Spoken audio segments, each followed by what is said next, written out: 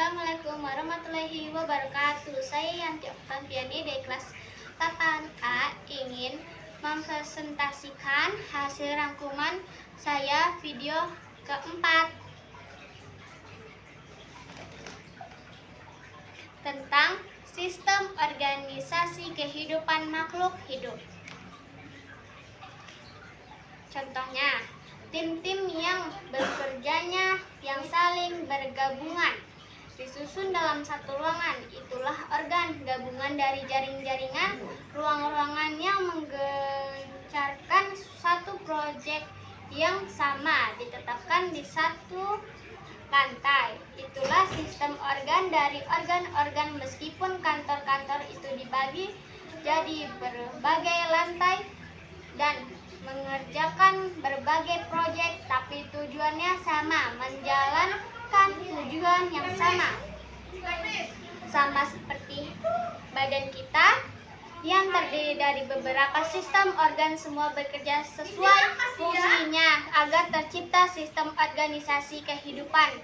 Sebesar-besarnya perusahaan, kalau nggak ada pekerjaan nggak mungkin bisa berjalan. Badan kita juga mempunyai pekerjaan, yaitu sel. Tanpa ada dia, makhluk hidup tak akan terbentuk. Sel sebenarnya mirip dengan manusia. Kalau manusia punya organ sel tubuh, sedangkan sel punya organel sel. Apa aja? Membran sel melindungi sel, memiliki sifat semi-permeabel, jadi zat-zat tertentu yang hanya boleh masuk dalam sel. Kalau berhasil masuk, ketemu sitoplasma, dan ada dua bagian, ektoplasma bagian luar, endoplasma bagian dalam.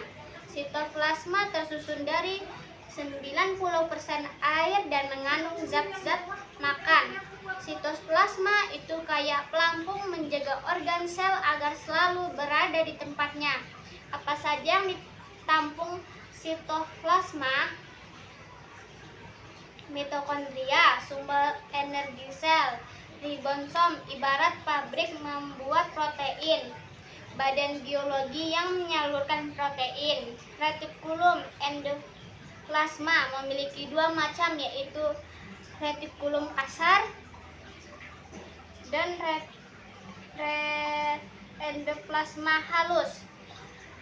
Retikulum endoplasma kasar punya ribosom. Kalau retikulum endoplasma halus membentuk lemak. Vakuola, rongga berisi cairan yang dibatasi membran organel. Yang paling penting ialah nukleus, mengatur kegiatan sel. Nukleus atau inti sel punya membran berpori-pori, tapi ada juga sel yang tidak memiliki membran.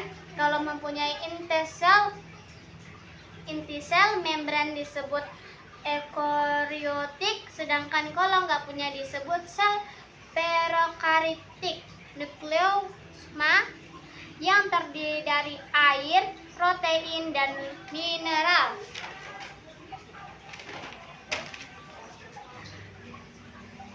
Kromosom yang kayak benang di dalam benang, itu ada gen yang terbuat dari DNA dan protein. Yang terakhir, nukleus disusun oleh DNA yang adalah protein juga, tapi khusus buat nukleus. Mari kita bahas tentang organ spesial ini, karena hanya ada di sel hewan, namanya lisosom, pencerna zat asing.